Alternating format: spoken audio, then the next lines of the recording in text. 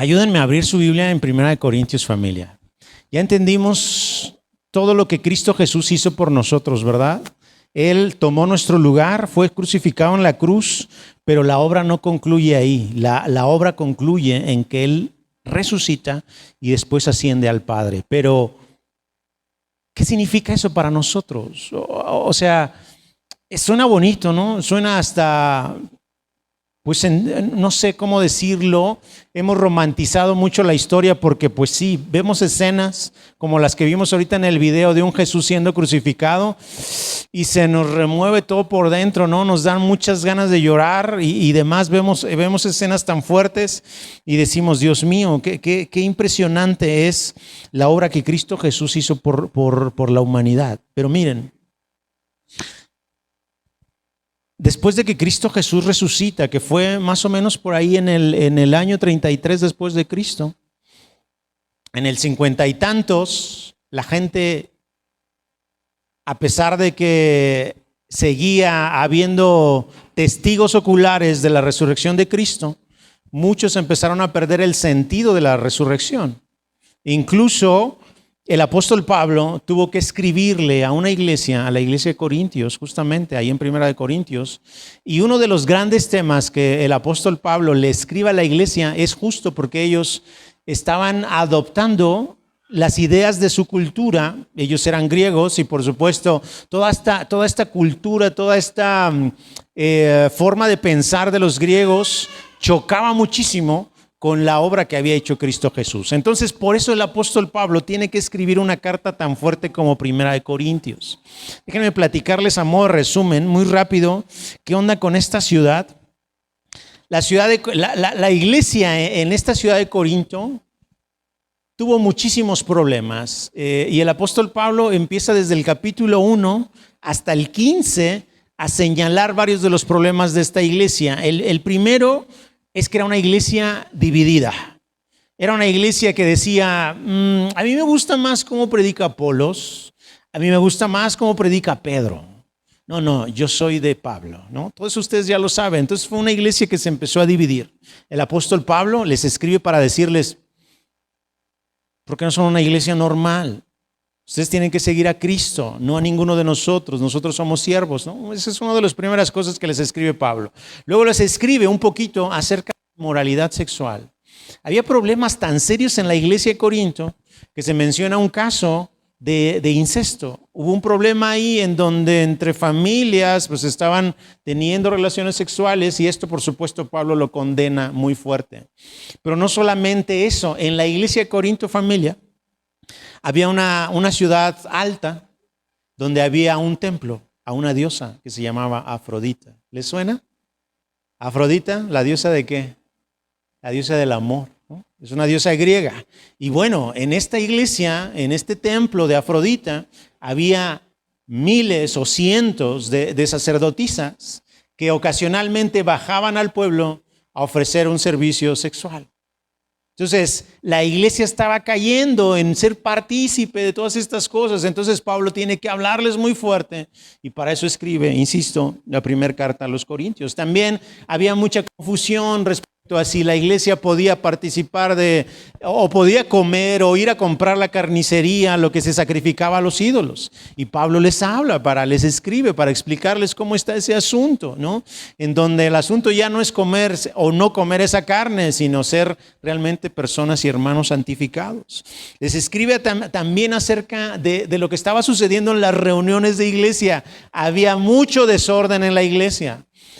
Había desorden a tal grado, familia, que la gente se reunía y tenían la cena del Señor, pero en la cena no es como el día de hoy lo hacemos, ¿va? Que compartimos el vasito y la galletita. No, en aquel tiempo eran cenas de verdad. Y la gente cenaba, pero estaban tomando la costumbre de que dentro de la iglesia pues se empezaban a emborrachar, ¿no? Y Pablo está muy molesto con lo que está sucediendo en la iglesia en Corinto y les dice, pues ¿acaso no tienen una casa ustedes donde emborracharse? Que tienen que venir a la iglesia a tomar aquí, ¿no? Fuerte las palabras del apóstol Pablo. Mientras yo leía esto me acordé que, no me acuerdo, si el jueves, el viernes, veníamos de, no sé dónde andábamos en la calle, ya saben cómo es uno, ¿va?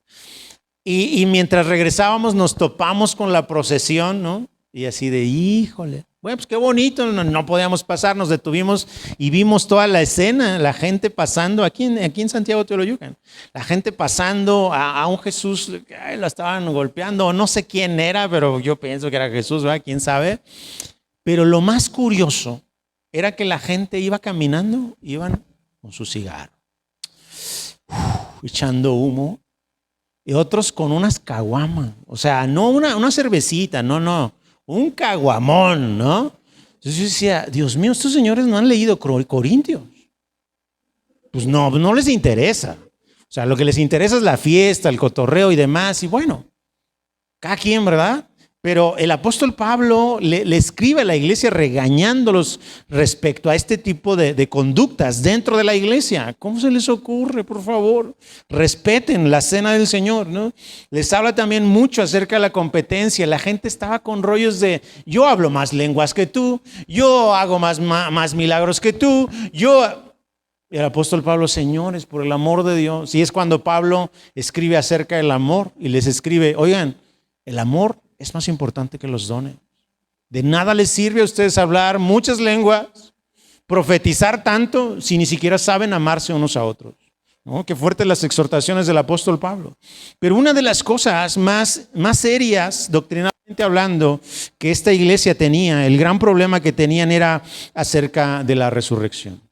Los griegos creían que el alma estaba prisionera en un cuerpo y que la forma más rápida de hacer libre al alma era que el cuerpo muriera, ¿no? Y los cristianos empezaron a adoptar todas estas ideas. ¿Cómo? ¿Por qué? ¿Por qué la instrucción del apóstol Pablo?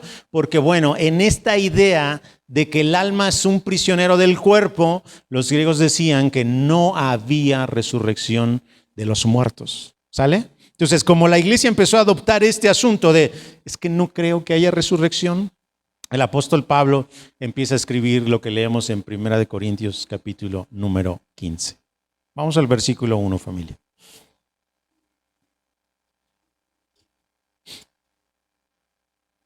¿Están listos? Espero no tardarme mucho, pero la verdad le traigo ganas al capítulo completo. Y el capítulo completo está muy largo, pero está súper interesante porque después de que ya entendimos... Déjenme agradecerle a Luis y a Omar su trabajo. Qué bonito lo hicieron. Muchas gracias, chicos. Después de que ya entendimos lo que ellos nos explicaron, ¿qué pasa entonces con nosotros? ¿De qué nos sirve saber que Cristo Jesús resucitó? ¿De qué me sirve entender esa resurrección? Miren, versículo número 1. Además les declaro, hermanos, está escribiendo el apóstol Pablo, el evangelio que les he predicado, el cual también recibieron, en el cual también perseveran. Versículo 2. Por el cual asimismo, si retienen la palabra que les he predicado, ustedes son salvos. Si no, creyeron en vano. Ok, primeras advertencias del apóstol Pablo. Si ustedes están reteniendo la predicación que yo les di, entonces, excelente, ustedes van por el camino de la salvación, pero si ustedes no lo retienen, entonces tenemos un problemita ahí, ustedes están creyendo en vano. No está sirviendo de nada que ustedes vayan a la iglesia, que aprendan el evangelio, que escuchen todo el mensaje que les estoy dando. Versículo 3. Porque primeramente les he enseñado lo que así mismo recibí, que Cristo murió por nuestros pecados conforme a las Escrituras. Fíjense lo que va a hacer el apóstol Pablo. Les va a plantear una prueba histórica de la resurrección de Cristo. Acuérdense que aquí ya pasaron 20 y tantos años de que Cristo Jesús resucitó, ¿sale? Cuando el apóstol Pablo escribe esto ya pasaron 20 y tantos años. Y aunque parecen poquitos años, realmente en 20 años, familia, una situación como esta se olvida fácil. Parece que no, pero se olvida. La iglesia incluso está teniendo estos pequeños problemas. Entonces, les recuerda al apóstol Pablo un tema muy histórico. Miren, Cristo murió por nuestros pecados conforme a las Escrituras y fue sepultado y resucitó al tercer día conforme a las Escrituras, ¿ok? Versículo número 5. Y le apareció a Cefas, este es Pedro, le apareció a Cefas y después a los 12. Ojo aquí con la obra de Cristo Jesús. ¿Se acuerdan quién fue aquel que negó a Cristo Jesús? Todos ustedes lo saben, Pedro. Y Cristo Jesús no resucita con el rollo de, ¿cómo me le voy a acercar a este que me negó 3 veces? ¿No? Todo lo contrario. O sea, Cristo Jesús inmediatamente lo que hace es aparecérsele a la persona que más requiere su intervención. Se le aparece a Pedro para restaurarlo.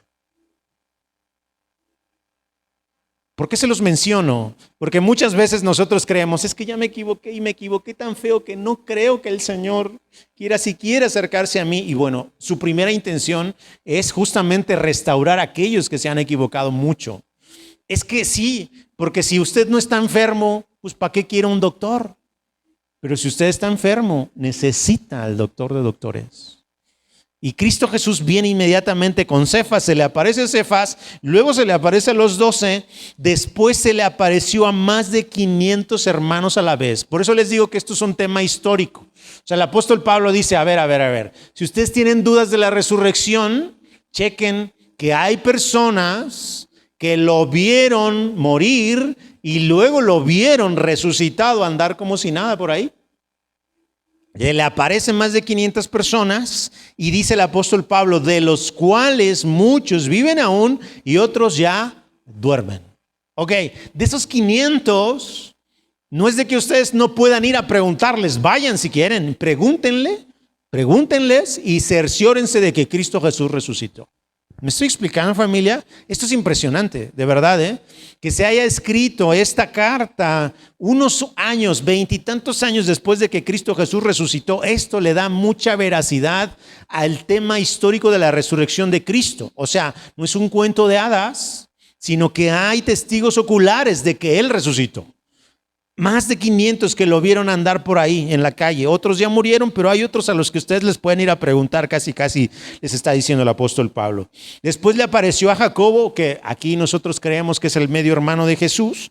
Después a todos los apóstoles, es decir, a todos los que habían creído en él. Y al último de todos, dice el apóstol Pablo, como un abortivo, me apareció a mí. Ok. Hace 20 y tantos años Cristo Jesús resucita a los muertos, sucede lo de la tumba, sale y ese mismo domingo que Él resucita se le aparece por supuesto a María Magdalena, a las otras mujeres y después va ese mismo domingo y se presenta en medio del lugar donde están reunidos los apóstoles escondidos por miedo y ahí les muestra sus manos y ahí les muestra su costado y ahí se muestra como un Jesús vivo completamente. Ok. Esta cena necesitamos pensarla no como Jesús, como si fuera un espíritu que anda por ahí, ¿no? Como este fantasmita, ¿no? Gasparín o algo. No. Necesitamos pensar en Jesús con su cuerpo físico, Hugo. Con su cuerpo físico, con su cuerpo glorificado. Me gustó mucho lo que dijo Omar. O sea, esta María seguramente no lo reconoce porque 2 días atrás lo vio irreconocible por tanto golpe, por todo lo que le hicieron a Jesús, porque no solamente fue que lo crucificaron, previo le dieron latigazos, lo escupieron, lo patearon, lo dieron con palos. Entonces Jesús estaba irreconocible. Cuando María lo encuentra de frente, por supuesto que no lo reconoce, como bien dijo Omar, porque ya estaba con su mismo cuerpo, pero glorificado. Sí, con las heridas, pero ya con un rostro resplandeciente, como angelical. Pero al final con esas heridas que comprobaban que él había estado colgado en esa cruz, ¿sale? Entonces, aquí el apóstol Pablo nos habla de que a él se le apareció 20 y tantos años después. O sea, porfa, cuando lean la Biblia no lean así como que, ay, sí, el cuento de hadas de la Biblia. No, no. Véanlo como algo que sucedió y que alguien que fue testigo lo empezó a escribir justo para que quedara sentado en un documento lo que él había visto y lo que había experimentado. ¿Sale? Entonces, al apóstol Pablo se le aparece 20 y tantos años después de todo este evento de la resurrección. Dice, porque yo soy, el versículo 9, porque yo soy el más pequeño de los apóstoles, que no soy digno de ser llamado apóstol, porque perseguía a la iglesia, pero por la gracia de Dios soy lo que soy, y su gracia no ha sido en vano, para que conmigo antes, no ha sido en vano para conmigo. Antes he trabajado más que todos ellos, los 12 discípulos, pero no yo, sino la gracia de Dios conmigo. Porque o sea yo, o sean ellos, así predicamos y así habéis creído. Ok, el apóstol Pablo dice, miren, yo la verdad ni siquiera merezco ser llamado apóstol. Yo fui, déjenme usar una palabra para que se oiga fuerte, ¿no? Yo fui un desgraciado que perseguía a la iglesia. Yo los arrestaba y los llevaba con las autoridades y ya las autoridades que se hicieran cargo. Si los querían matar, que los mataran, a mí ni me importaba. Dice, pero por su gracia. Que eso de verdad, familia, es hermoso, porque es su gracia. No es algo que Pablo haya hecho para merecer que el Señor se lo haya encontrado. Fue su gracia, un regalo. Por su gracia yo soy lo que soy, dice. E incluso por su gracia he trabajado más que los 12. Uf. Miren lo que hace la gracia en el creyente. La gracia en el creyente no me hace quedarme así como que estático, sin hacer nada. Lo que hace la gracia es despertar en mí un deseo de compartir con la gente lo que Cristo Jesús ya hizo en mi vida. Entonces dice el apóstol Pablo, bueno, yo y los otros 11 discípulos les hemos predicado, y ya sea por mi predicación o por la predicación de ellos, ustedes han creído. Versículo número 12, miren. Esta fue, digamos, que la prueba histórica, y después el apóstol Pablo va a decir, pero ustedes también ya lo han experimentado.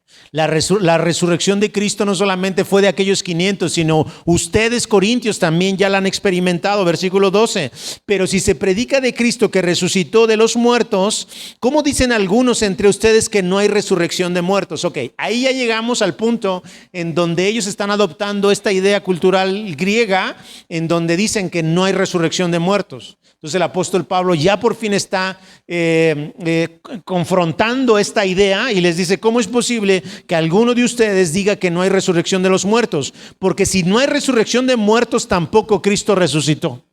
Pues sí, claro, ¿no? O sea, si no hay resurrección de muertos, la obra de Cristo fue una mentira, fue una farsa. Ok, y si Cristo no resucitó, versículo 14, vana es entonces nuestra predicación, vana es entonces su fe. Familia, si esto de la resurrección no fue real, fue una mentira, fue un cuento que alguien se inventó, nuestra fe, la predicación de muchas personas que han predicado a través de los años, ha sido en vano. Es decir, no ha valido la pena, no ha servido. Hemos sido engañados, dice el apóstol Pablo. Versículo 15.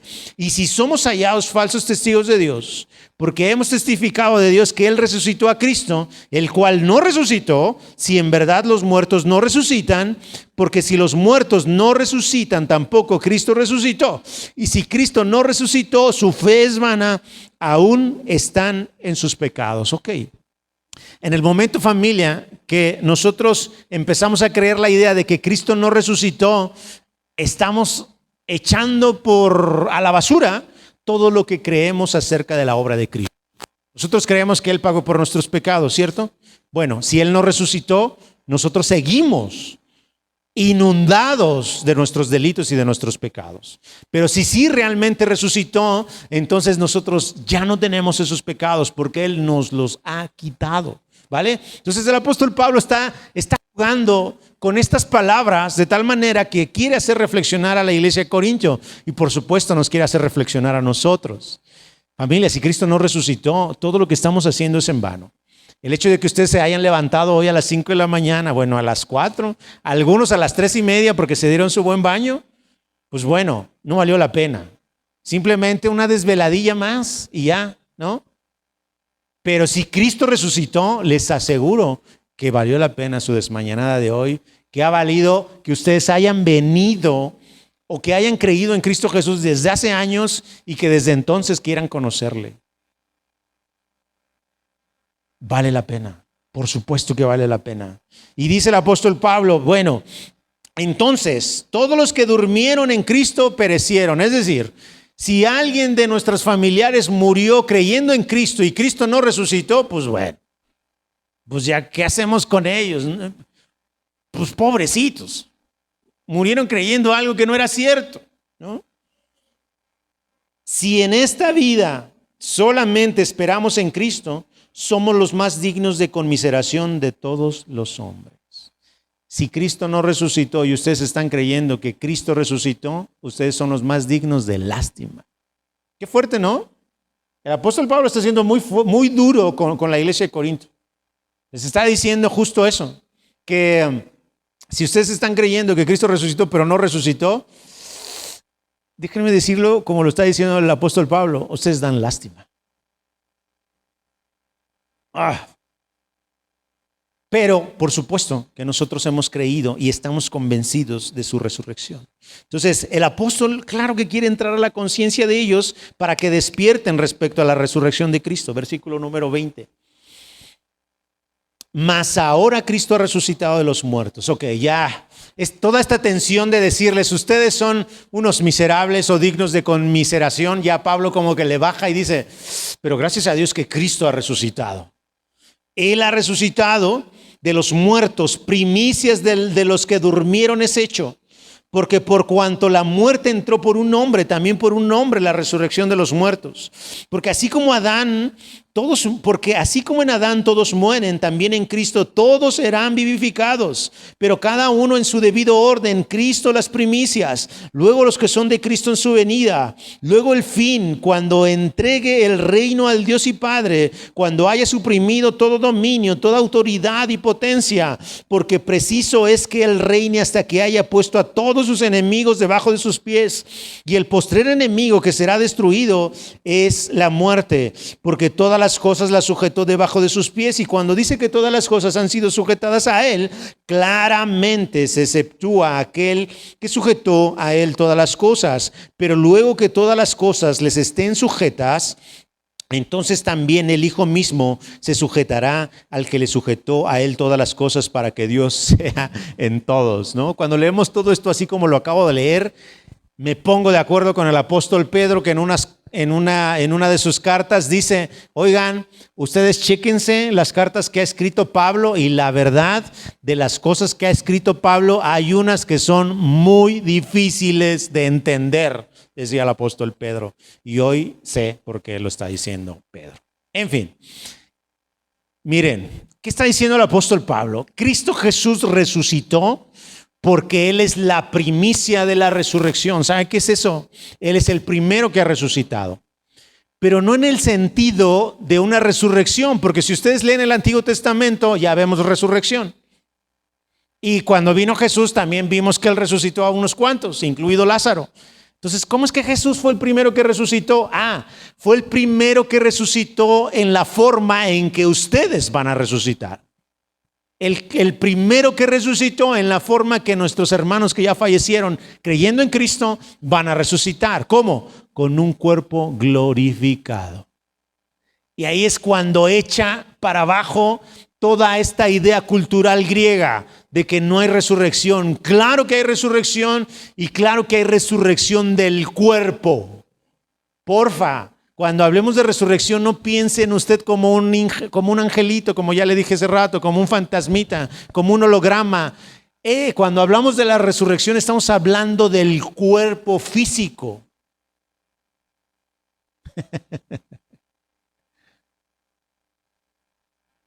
El cuerpo físico, familia. En algunas de las casas platicábamos esto, y a Abby no le gustó mucho la idea de cómo, o sea, vamos a resucitar con el mismo cuerpo. Yo quería uno nuevecito, dice Abby, ¿no? Bueno, ese cuerpo va a ser un cuerpo glorificado, Abby, sí va a ser nuevecito. Pero quien te vea va a saber que eres Abby. ¿Me explico? Porque así pasó con Jesús. Los que lo vieron resucitado no dijeron, ¿quién será este? No, supieron quién era. ¿Por qué? Porque se parecía, era su cuerpo, pero glorificado. ¿Sí me explicó? Ok, Pablo ahorita nos va a explicar qué onda con eso de cuerpo glorificado y todo ese rollo. Entonces, fíjense, Jesús resucita, es el primero que va a resucitar de esta manera y después, cuando Él regrese, todos ustedes, si ya fallecieron, van a resucitar igual que Él. Los que hayan quedado serán transformados, todos ustedes ya lo saben. Bueno, ¿hasta qué va?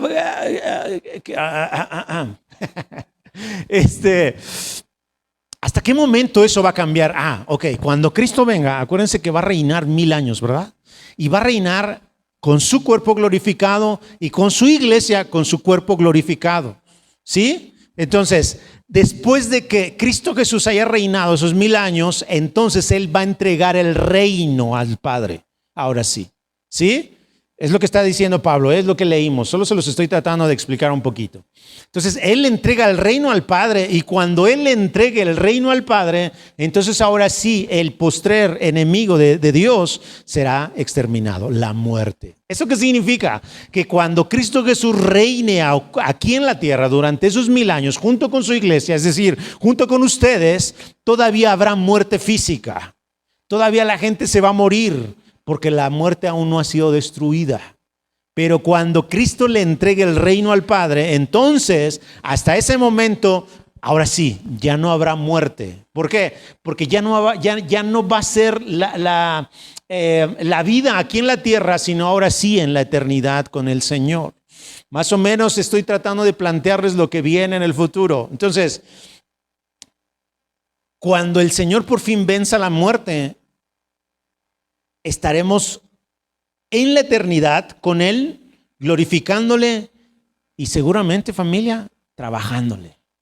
O sea, el asunto de ser creyentes no es de que por fin ya vamos a descansar para siempre y solamente vamos a estar cantando aleluya, aleluya, aleluya. No, va a haber mucho trabajo que hacer todavía y más durante el milenio. Así que, familia, prepárense, esto va a ser genial. Porque mientras ustedes trabajan, ya no va a ser con un cuerpo físico como este, Luis, ya no nos vamos a cansar. Ya, por fin. O sea, Señor, lo que quieras, tú dime, voy para allá, voy para acá, yo voy. Aparte de esta, bueno, más adelante lo va a explicar el apóstol Pablo, pero como me emociona tanto, ya me estoy adelantando. Déjenme continuar mejor con la lectura, porque si no aquí nos vamos a quedar hasta las 10 de la mañana. Versículo número 29. ¿Más o menos me expliqué? Ok, Él ya resucitó y todos ustedes van a ser resucitados con un cuerpo glorificado para que puedan reinar con Él hasta que Cristo le entregue el reino al Padre ahora sí. Ok, ese es el resumen. Versículo número 29. De otro modo, dice, ¿qué harán los que se bautizan por los muertos si en ninguna manera los muertos resucitan? ¿Por qué pues se bautizan por los muertos? Este versículo, familia, es de los más complicados en la Biblia, ¿eh? De los más complicados. ¿Quién sabe qué estaban haciendo los corintios? Que parecía que ellos decían, híjole, se murió mi familiar sin conocer a Cristo. Pues tú que acabas de creer, tú que eres nuevo creyente, te voy a bautizar para que sean perdonados los pecados de aquel que ya se murió. O sea, está tan extraño este versículo que nos da la idea de que la iglesia estaba haciendo cosas, bautizando gente en vida, como que en nombre de los que ya habían muerto. ¿Más o menos? Como lo que hoy, no, como lo que se hizo, no, lo que todavía se hace. Perdónenme, esto sucede en la iglesia católica. La gente hace misas para los muertos. Y el apóstol Pablo está condenando eso, porque los muertos ya no hay nada que hacer por ellos. Lo que se hace para la salvación y justificación se tiene que hacer en vida. Después de muertos ya no hay nada que hacer. Aunque ustedes paguen misas, paguen lo que quieran pagar, ya no hay nada que hacer por los muertos. Esa fue la forma en que se construyó el Vaticano, a través de extraer dinero de la venta de indulgencias. Que era una indulgencia, un papel firmado, por supuesto, y sellado por el Papa, donde decía que a esa persona que estaba en el purgatorio, pues ya la podían sacar de ahí, simplemente haciendo un pago muy generoso. Uno escucha eso y dice, está bien que la iglesia lo diga, pero, por favor, me quieran ver la cara. Entonces el apóstol Pablo dice, cuidado con eso que están bautizando por los muertos y en ninguna manera. Versículo número 30. ¿Y por qué nosotros peligramos a toda hora? Dice. Les aseguro, hermanos, por la gloria que de ustedes tengo en nuestro Señor Jesucristo, que cada día muero. Si como hombre batallé en Éfeso contra las fieras, ¿qué me aprovecha si los muertos no resucitan? Eso es Pablo. ¿Dan cuenta de lo que está diciendo? O sea, fíjense cómo me he esforzado, cómo he batallado. No sabemos si Pablo se refiere a las fieras como a las fieras ahí en el Coliseo Romano, pero es muy raro. No creemos que, no creemos, ¿qué tal? Los eruditos no creen que pueda ser así, porque como Pablo es un ciudadano romano, a él era muy difícil que lo sentenciaran a ser lanzado ahí al Coliseo con las fieras. Probablemente Pablo está hablando de toda esta contrariedad que él se encontró con la iglesia, con la gente, ¿no? ¿Se acuerdan que lo golpearon, lo apedrearon, casi me lo matan al pobre? Y dice, si yo batallé con todo esto, ¿de qué me aprovecha si es que los muertos no resucitan? Si los muertos no resucitan, ¿para qué me estoy esforzando en conocer la Biblia? ¿Para qué me estoy esforzando en estar en una iglesia? ¿Para qué? Pues mejor comamos y bebamos. Pues al cabo mañana nos vamos a morir. ¿Se dan cuenta de lo que está diciendo el apóstol Pablo? Si Jesús no resucitó, familia, yo no les recomiendo que estén buscando al Señor, ni que se reúnan en una iglesia, ni que traten de ser buenos cristianos. Váyanse, coman, beban, embriáguense, piérdanse, porque de todos modos se van a morir y ya. Pero si sí Cristo resucitó y ustedes tienen la esperanza de la resurrección, familia, por favor, amen con todas sus fuerzas al Señor. Deseen conocer con todas sus fuerzas al Señor, porque va a valer la pena todo ese esfuerzo que ustedes están haciendo. Versículo 33, no se equivoquen. Las malas conversaciones corrompen las buenas costumbres. Velen debidamente y no pequen, porque algunos no conocen a Dios. Para vergüenza de ustedes lo digo. O sea, están en la iglesia y siguen sin creer que Cristo Jesús resucitó. Están en la iglesia y siguen sin creer que Dios lo levantó de los muertos. Pablo lo dice, me da pena decirles, pero algunos de ustedes ni siquiera conocen a Dios. Versículo 35, pero dirá alguno, ¿cómo resucitarán los muertos? ¿Con qué cuerpo vendrán? Era lo que decíamos ese rato de Abby, ¿verdad? Necio, dice, lo que tú siembras no se vivifica si no muere antes, y lo que siembras no es el cuerpo que ha de salir, sino el grano desnudo, ya sea de trigo o de grano, pero Dios le da al cuerpo como Él quiso, y a cada semilla su propio cuerpo. No toda carne es la misma carne, sino que una carne es la de los hombres, otra la carne de las bestias, otra la de los peces, otra de las aves, y hay cuerpos celestiales y hay cuerpos terrenales, pero una es la gloria de los celestiales y otra la de los terrenales. Una es la gloria del sol, otra la gloria de la luna y otra la gloria de las estrellas, pues una estrella es diferente de otra en gloria. Así también es la resurrección de los muertos. Se siembra en corrupción, se resucita en incorrupción. Cuando hablamos de corrupción, piensen, familia, en su cuerpo comiéndose los gusanos, los gusanos. Se corrompe, es decir, se echa a perder. Este cuerpo que hoy ustedes tienen se echa a perder. Recién que ustedes fallezcan, que se ha separado su espíritu, su alma en su cuerpo se va a empezar a echar a perder. Esto es el cuerpo corruptible, pero resucitará, dice, en incorrupción, es decir, un cuerpo que ya no va a morir, que ya no se va a corromper. ¿Sí? ¿Sí más o menos me estoy explicando, familia? Ok, para los que están dormidos, no pasa nada, descansen. Se siembra en deshonra, resucita en gloria. Se siembra en debilidad, resucitará en poder. Fíjense, estas características que está diciendo el apóstol Pablo respecto a los cuerpos ya glorificados, resucitados en Cristo Jesús. Van a ser incorruptibles, van a ser con gloria, van a ser con poder, van a ser cuerpos espirituales, dice en el 44, porque hay cuerpo animal y hay cuerpo espiritual. Así también está escrito, fue hecho el primer hombre Adán, alma viviente, y el postrer Adán será espíritu vivificante. Esa es la promesa, familia, para cada uno de ustedes que han confiado en el nombre del Señor Jesús. Versículo número 46. Mas lo espiritual no es primero, sino lo animal, luego lo espiritual. El primer hombre es de la tierra, terrenal. El segundo hombre, que es el Señor, es del cielo. Cual el terrenal, tales también los terrenales. Cual el celestial, tales también los celestiales. Y así como hemos traído la imagen del terrenal, traeremos también la imagen del celestial. Ok, lo que está diciendo el apóstol Pablo es muy general, ¿no? El cuerpo que hoy tenemos no va a ser el mismo en sustancia, digamos, que el cuerpo que tengamos cuando venga la resurrección, ¿sí? En resumen, es eso lo que está diciendo el apóstol Pablo. Nuestro cuerpo es débil, bueno, en la resurrección será poderoso. Nuestro cuerpo es en deshonra, bueno, será un cuerpo glorificado. Es un cuerpo corruptible, será uno incorruptible, ¿sale?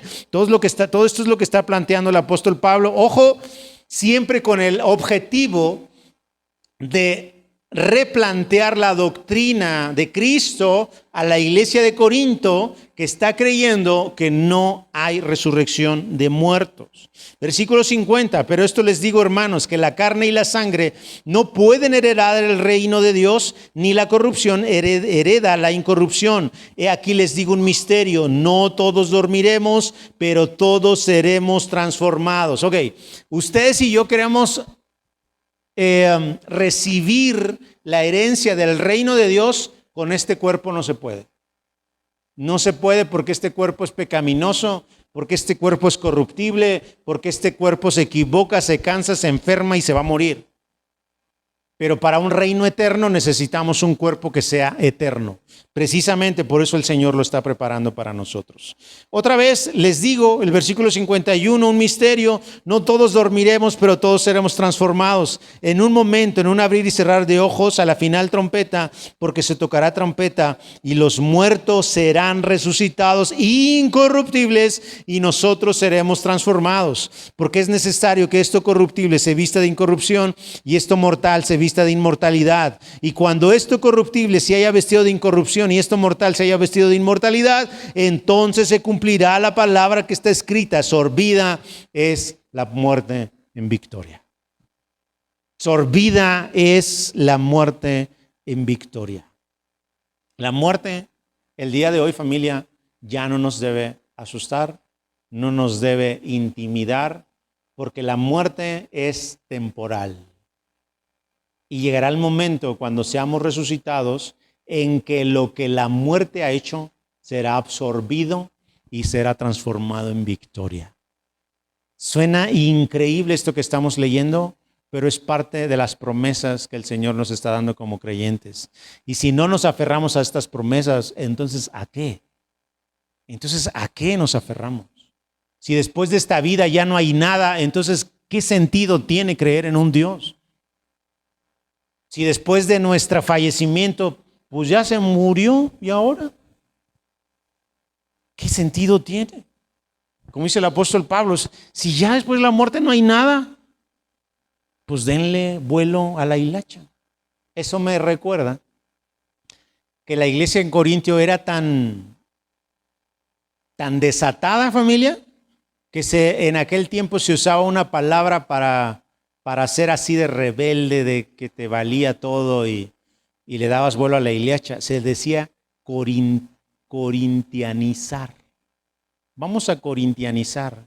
Se oye muy raro en nuestros tiempos, pero en aquel tiempo era, vamos a vivir la vida loca. Imagínense el desastre de la iglesia en Corinto, de la ciudad de Corinto, y cómo la iglesia en medio de eso tenía que ser una iglesia que fuera luz, ¿no? Estaba complicado el asunto y por eso el apóstol Pablo les escribe todo esto. En fin, vamos a terminar, familia. 55. ¿Dónde está, oh muerte, tu aguijón? ¿Y dónde, oh sepulcro, tu victoria? Esto, el sábado de gloria, el sábado que conocemos como sábado de gloria, esto era lo que estaba pasando. O sea, la gente, los discípulos, la gente que creyó en Jesús dijeron, pues ya, se acabó esto. Se acabó la fiesta, ¿no? Jesús ya se murió, dijo que iba a resucitar y nada más no veo cómo. Y luego, para colmo, quien les da la noticia de que Jesús resucitó es una mujer. En aquel tiempo que una mujer diera un testimonio era como igual a nada. Pero cuando Dios, en su plan perfecto, decide que sea una mujer la que dé testimonio, es cuando Dios vuelve a dignificar a la mujer. Es cuando Dios le vuelve a dar valor a la mujer. Porque en Cristo tenemos el mismo valor. Aunque nuestros roles sean distintos, en Cristo valemos exactamente lo mismo. ¿Dónde está, oh muerte, tu aguijón? ¿Dónde, oh sepulcro, tu victoria? Ya que el aguijón de la muerte es el pecado y el poder del pecado la ley. Ok, fíjense cómo ilustra el pecado como un aguijón en la carne. Mientras haya pecado en ustedes, familia, es fácil, la consecuencia es la muerte. Mientras ese aguijón esté clavado en ustedes, lo siguiente es que todo el efecto, todo el veneno de ese aguijón va a surtir un efecto en sus cuerpos y ese efecto es la muerte. Pero ese aguijón es quitado gracias a la muerte y a la resurrección de Cristo Jesús. Por lo tanto, la muerte ya no tiene poder sobre ustedes ni sobre nadie que haya confiado en el nombre del Señor Jesucristo. Y este poder es sorbido y es cambiado y transformado en victoria. Versículo número 57. Mas gracias sean dadas a Dios que nos dio la victoria por medio de nuestro Señor Jesucristo. Así que, hermanos míos, esta es la conclusión. Ok, si Cristo sí resucitó, hermanos, estén firmes. Estén firmes y sean constantes. No se dejen llevar, como decía Santiago, por todo viento de doctrina, que hoy sí creo, que mañana no creo, que hoy sí confío, no confío. Ustedes confíen aunque no vean cosas, porque la fe no se trata de ver, sino de confiar aunque no vea. Estén firmes, sean constantes, crezcan en la obra del Señor siempre, sabiendo que vuestro trabajo en el Señor no es en vano. Su trabajo en el Señor, familia, no es en vano. Hay promesas que ustedes van a recibir. Hay toda esta promesa de resurrección que ustedes van a recibir. En tanto, sigamos firmes y sigamos constantes. Mientras llega ese momento, sigamos firmes y sigamos constantes. Aunque suceda algo terrible en mi familia, sigamos firmes, sigamos constantes. Si el Señor los está bendiciendo, si ustedes están en un momento de su vida donde no les falta nada y todo marcha súper bien, pues aún con más razón, estén firmes y sigan constantes, creciendo siempre, familia, en la obra del Señor. No se me queden chaparritos, por favor. Sigan creciendo en la fe. A mí me asombra mucho, permíteme, Dani, comentar. Me asombra mucho que Dani, desde las primeras semanas que llegó, se me acercó y me dijo, quiero aprender, enséñeme, me dice. A mí lo que más me dolió fuera que me hablara de usted. Tenemos casi la misma edad. No es cierto. Está bien chavito. Pero que se me haya acercado con ese deseo, quiero aprender. Pues ponte a estudiarle. Vamos a estudiar. Y yo no voy a buscarlo. Él va y me busca a mi casa. Y estamos ahí y leemos la Biblia y nos sorprendemos los dos de lo que las Escrituras dicen. Porque no es que uno ya lo sepa, ¿eh? Sino que cada vez que empezamos a leer la Biblia es un asombro impresionante, Dani. Y ha sido un placer que leamos la Biblia juntos y que estemos aprendiendo juntos. Familia, hagamos eso. Busquémonos entre nosotros. ¿Les caigo mal yo? Bueno, busquen a Omar, busquen a Luis, a quien quieran, pero lean juntos, aprendan juntos, crezcan juntos, familia. Vamos a ponernos de pie, por favor, familia. Recuerden, por favor, que todo su trabajo, el trabajo que ustedes hacen en el Señor, no es en vano.